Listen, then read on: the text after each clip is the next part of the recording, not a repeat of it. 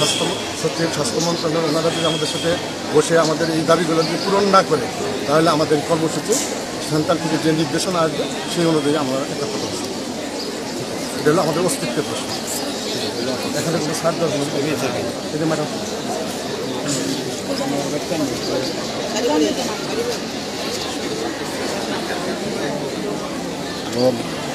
এই যে আপনাদের আন্দোলনের কারণে রোগীরা ভোগান্তিতে রোগীদের ভোগান্তির বিষয়টা আপনারা কীভাবে সমাধান করতেছেন? রুগীরা যাতে ভোগান্তি না হয় সেই জন্য আমরা ইমার্জেন্সি স্কোয়াড তৈরি করেছি এবং আমরা আরও 20 থেকে 30 জনের লিস্ট করে রেখেছি।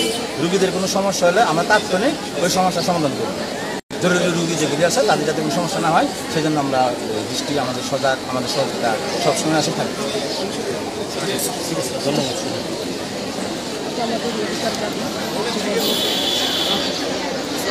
আমরা এখানেই থাকি।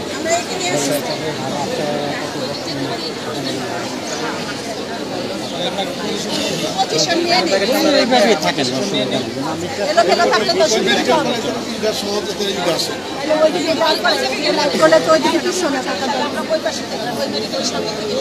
এইখানেই ঠিক আছে, এখানে ঠিক আছে।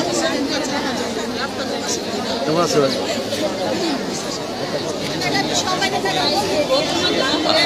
দেখতে পাচ্ছেন যে ময়মনসিংহ মেডিকেল কলেজ হাসপাতালে কিন্তু আপনার নার্সটা আপনার এক দফা দাবিতে কিন্তু আপনার তারা মাঠে নেমেছে।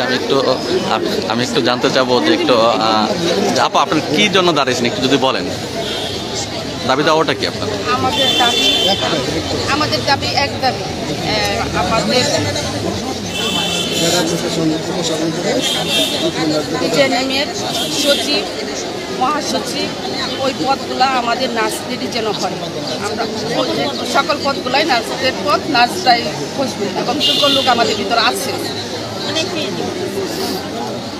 আচ্ছা, আমি জানতে চাচ্ছিলাম যে আপনার কাছে একটু জানতে চাবো যে আপনার কী দাবি নিয়ে আপনারা মাঠে নেমেছেন একটু যদি বলেন। আমরা মাঠে আসছি আজ আমাদের বিগত বেশ কয়েকদিন ধরে আমাদের একটাই দাবি, এটা আমাদের প্রাণের দাবি, আমাদের অধিকারের দাবি, আমাদের ন্যায্য দাবি।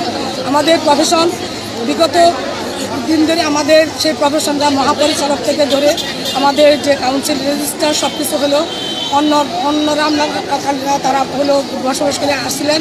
এখন আমাদের মধ্যে অনেক বিএসসি, এমপিএস, পিএইচডি অনেক যোগ্যতা ব্যক্তি আছে। আমরা চাই আমাদের যাচাই বাছাই করে আমাদের ডিপার্টমেন্টে, আমাদের নার্সিং সেক্টরে আমাদের নার্স দ্বারা পরিচালিত হোক, এটাই আমরা চাই। আমাদের এটা ন্যায্য দাবি এবং আশা করি আপনারা সবাই আমাদেরকে সার্বিক সহযোগিতা করবেন এবং আমাদের দাবি মেনে নেওয়ার জন্য আমরা কর্তৃপক্ষ জরুরিভাবে অনুরোধ করছি। আমাদের এটা অধিকার দাবি, আমাদের এই দাবিটা যেন মেনে নিয়ে আমাদেরকে রুগীর পাশে, আমরা রুগী সেবা নিয়োজিত, আমরা রুগী সেবায় রুগী থাকতে চাই। আমাদের এই দাবিটা আপনারা যতক্ষণ পর্যন্ত আমাদের এই দাবি না মানা হবে ততক্ষণ পর্যন্ত আমাদের কেন্দ্রীয় নির্দেশ মোতাবেক আমরা রাস্তায় আন্দোলন এবং কঠোর থেকে আমরা সেই প্রক্রিয়া কন্টিনিউস আমরা চালিয়ে যাব। ধন্যবাদ। আমি জানতে চাচ্ছিলাম যে এখানকার আপনার যারা এরা আছেন, আমি একটু দেখানোর চেষ্টা করবো যে আসলে পরবর্তীতে আবার আপডেট দেওয়ার চেষ্টা করবো।